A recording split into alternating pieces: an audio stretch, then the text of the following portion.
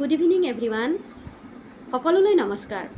মই পদ্মা দেৱী উপাধ্যায়, এগৰাকী হাইস্কুলৰ শিক্ষয়িত্ৰী। মই হাইস্কুলৰ শিক্ষয়িত্ৰী বুলি কোৱাৰ কাৰণ আছে, কাৰণ আজি মই যি ভিডিঅ' বনাইছোঁ সেই ভিডিঅ'টো হাইস্কুলৰ ষ্টুডেণ্টছৰ কাৰণে, বিশেষকৈ টিনেজাৰ্ছসকলৰ কাৰণে 13 to 19, আৰু হ'ব পাৰে 10, 11, 12 ষ্টুডেণ্টৰ কাৰণেও লাভদায়ক হ'ব পাৰে। আৰু শ্ৰদ্ধাৰ অভিভাৱকসকল, মই মোৰ মৰমৰ ছাত্ৰ ছাত্ৰীসকলক সদায় কওঁ, ছ'চিয়েল মিডিয়াৰ পৰা বিৰত থাকা। ছ'চিয়েল মিডিয়াত কোনো ধৰণৰ প্ৰফাইল নুখুলিবা। সেয়েহে অভিভাৱকসকলক মই অনুৰোধ কৰিছোঁ, আপোনালোকসকলে যদি এই ভিডিঅ'টো শুনি যদি নিজৰ সন্তানসকলৰ বাবে লাভদায়ক বুলি ভাবে, তেন্তে ভিডিঅ'টো এবাৰ শুনাব।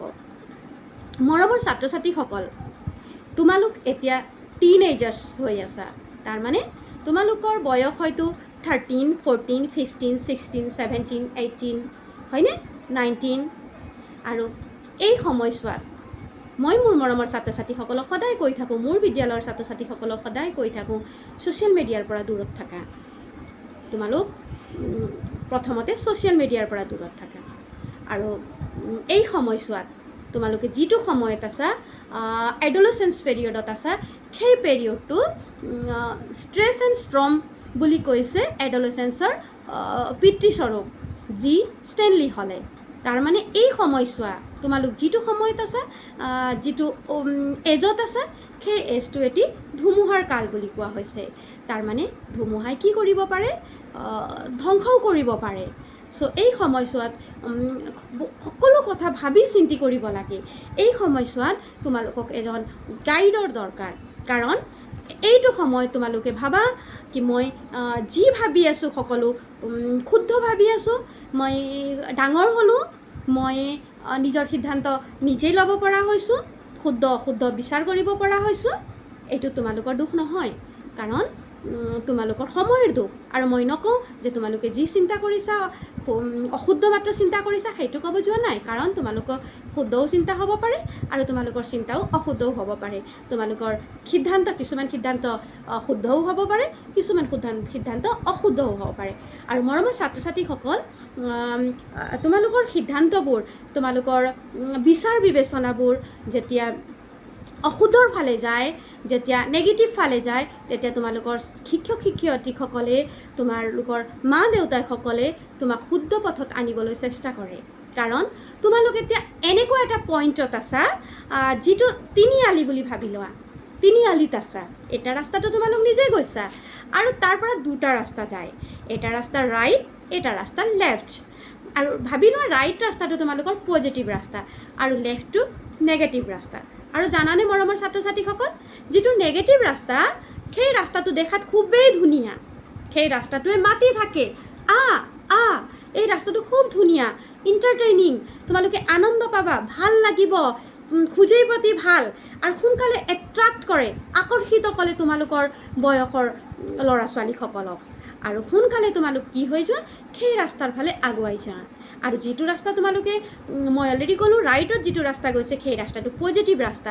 আৰু সেই পজিটিভ ৰাস্তাটো প্ৰথম অৱস্থা কেনেকুৱা দেখিবলৈ, অলপ হাৰ্ড ৱৰ্কিং, অলপ স্মুথ নহয়। কিন্তু সেই ৰাস্তাটো যেতিয়া তোমালোক আগবাঢ়ি যাবা, যাওঁতে বহুত স্মুথ ৰাস্তা পাবা, তোমালোকক বহুত ভাল লাগিব, আৰু আগবাঢ়ি যাবলৈ মন যাব, আৰু আগবাঢ়ি যাবলৈ মন যাব।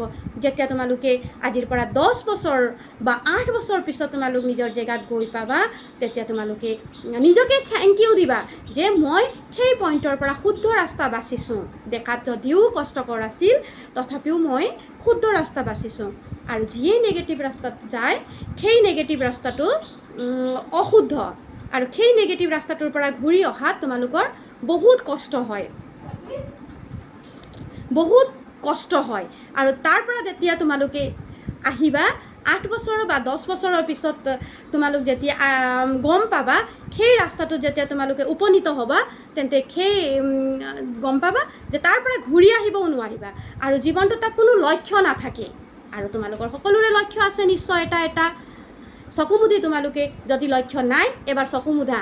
তোমালোকে জীৱনৰ নিজকে ক'ত দেখিব বিচাৰিছা, সেই পইণ্টটো লক্ষ্য কৰা কোনোবা ডক্টৰ কোনোবা ইঞ্জিনিয়াৰ কোনোবা চাইণ্টিষ্ট কোনোবা নাছাৰ চাইণ্টিষ্ট কোনোবা ইছৰোৰ চাইণ্টিষ্ট কোনোবা ডাঙৰ বিজনেছমেন কোনোবা বিউটিচিয়ান কোনোবাই নাৰ্ছ যাৰ যি লক্ষ্য আছে তোমালোকে সেই লক্ষ্য এবাৰ চকুমুটি চোৱা তোমালোকে সেই লক্ষ্যত তেতিয়া উপনীত হ'বা যেতিয়া তোমালোকে সেই পজিটিভ ৰাস্তাত যাবা শুদ্ধ ৰাস্তাত যাবা গম পাইছানে আৰু যদি তোমালোকে তাৰ কাৰণে তোমালোকে বৰ্তমান কি কৰিব লাগে ষ্টাডি কৰিব লাগে পঢ়িব লাগে তোমালোকে এটাই কথা জানা তোমালোকে ষ্টাডি কৰা পঢ়া ছ'চিয়েল মিডিয়াত ফটো আপলোড দিয়া ৰিলছ বনোৱা সেইবোৰ খন্তেকীয়া সুখ মই অলৰেডি তোমালোকক ক'লোঁ সেইটোৱে তোমালোকক নেগেটিভ ফালে লৈ যায় সেইটো তোমালোকৰ একদমেই এভইড কৰা মই মোৰ ছাত্ৰ ছাত্ৰীসকলক সদায় কৈ থাকোঁ কি ছ'চিয়েল মিডিয়াৰ পৰা বিৰত থাকিবা ইনষ্টাগ্ৰামত প্ৰফাইল নুখুলিবা মোৰ নিজৰ নাই ইনষ্টাগ্ৰামত প্ৰফাইল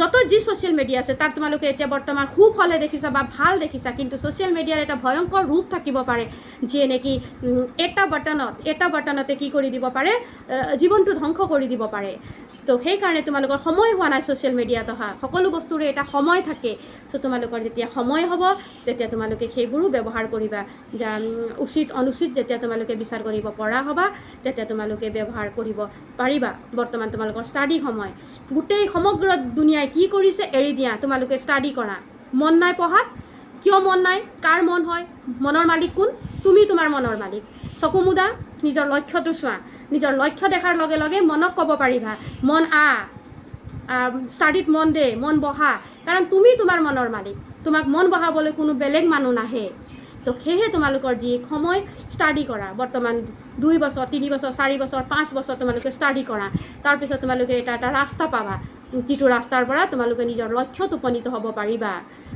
চ' মৰমৰ ছাত্ৰ ছাত্ৰীসকল মই মোৰ বিদ্যালয়ৰ সকলো ছাত্ৰ ছাত্ৰীসকলকে প্ৰায় কৈ থাকোঁ আজি মই তোমালোককো এই বিষয় কোনো চিন্তা কৰা তোমালোকে যিটো পইণ্টত আছা মই আকৌ কৈছোঁ সেই পইণ্টত তোমালোকে কি কৰিবা পইণ্টৰ পৰা তোমালোকে পজিটিভ ৰাস্তা বিচাৰিবা তোমালোকে নেগেটিভ ফালে যাওঁতে তোমালোকৰ টিচাৰ্ছসকলে তোমালোকৰ মা দেউতাসকলক তোমালোকে টানি আনিব তেতিয়া তোমালোকে খং কৰাৰ কোনো দৰকাৰ নাই তোমালোকক সেই নেগেটিভ ৰাস্তাৰ পৰা টানি অনাত শিক্ষকসকলৰ মা দেউতাৰ কোনো স্বাৰ্থ নাই তোমালোক যিমানেই আগবাঢ়ি যোৱা তোমালোকৰ যিমানেই ডাঙৰ মানুহ হৈ যোৱা তোমালোকৰ শিক্ষকসকল একেটা স্থানতে থাকিব ঘূৰি চাবা তোমালোকক য'ত তোমালোকে শিক্ষকসকলক এৰিছিলা তাতেই তোমালোকে শিক্ষকসকলক পাবা সেইকাৰণে মৰমৰ ছাত্ৰ ছাত্ৰীসকল তোমালোকে বুজিবলৈ চেষ্টা কৰা তোমালোকৰ যি শুদ্ধ অশুদ্ধ বিচাৰ কৰা কেপাচিটি বহুত আছে বুলি ভাবা তাক আৰু অলপ চিন্তা কৰিবা তোমালোকে টিচাৰ্ছসকলক মা দেউতাসকলক গাইড হিচাপে লোৱা আৰু তেওঁলোকে যি কয় তোমালোকৰ ভালৰ কাৰণে কয় সেইবিলাক তোমালোকে